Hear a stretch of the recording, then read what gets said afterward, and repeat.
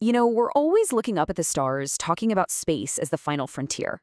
But what if the most alien world we could ever explore is right here on our own planet? Today, we're going on a journey to the deep ocean frontier. So let's start with a number that's kind of hard to wrap your head around. 80%. Over 80% of our planet's oceans are still completely unmapped, totally unexplored, and have never been seen by human eyes. That's most of our world, and we know next to nothing about it. And get this, because this is what's really wild. We have more detailed, high-resolution maps of the surface of Mars, a planet millions and millions of miles away, than we do of the ground right under our own oceans. It's an absolutely staggering thought, and it really sets the stage for what we're talking about today. All right, so let's do it. Let's take a simulated dive together. We're going to descend layer by layer into this incredible, mysterious world. We're leaving everything familiar behind and entering a place that honestly challenges everything we thought we knew about life itself. Okay, so we're starting off in familiar territory. This is the sunlight zone. It's the beautiful, vibrant world we've all seen in documentaries. The coral reefs, the schools of fish, all of that. But we're not staying here. This is just the welcome mat. Now we're going deeper, and we're crossing into the twilight zone. Just like the name says, the sunlight starts to fade into this permanent, eerie dusk. The pressure is building, and the fish we recognize start to give way to, well, stranger things, forms that are built for the gloom. We are officially entering an alien world. And now, we plunge into the midnight zone, complete and total darkness. Down here, there's no sunlight, none. The pressure is so immense it could crush a submarine like a soda can. The water is just barely above freezing. And yet, somehow, against all odds, life is thriving down here. So you have to be asking, right? How does anything see or talk or find food in this crushing black void? The answer is incredible: bioluminescence.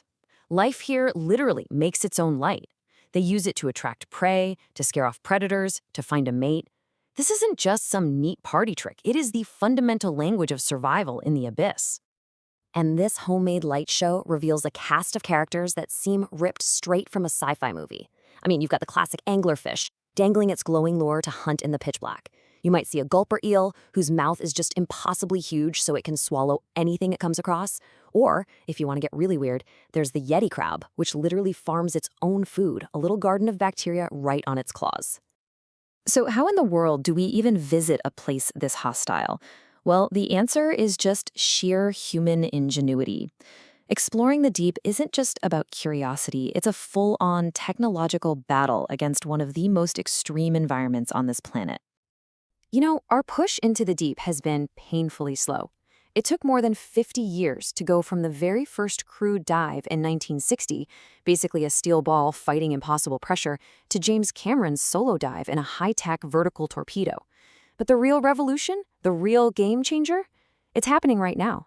The frontier is being pushed by fleets of autonomous drones, silently crisscrossing the abyss, and finally charting this unknown world.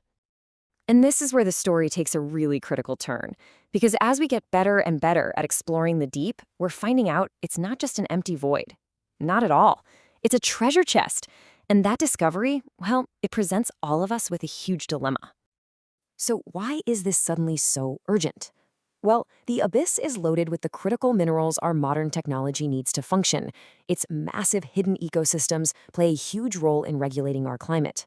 Scientists believe it could be hiding cures for diseases, and, to bring it all back home, it's where we lay the very fiber optic cables that power our global internet. And all of that value forces us to ask a really big question, probably one of the most important of our time. Now that we're unlocking the secrets of the deep, what do we do? Do we treat it like a new resource to be exploited for our own gain? Or do we protect it as the last true wilderness on Earth, preserving its mysteries for the future?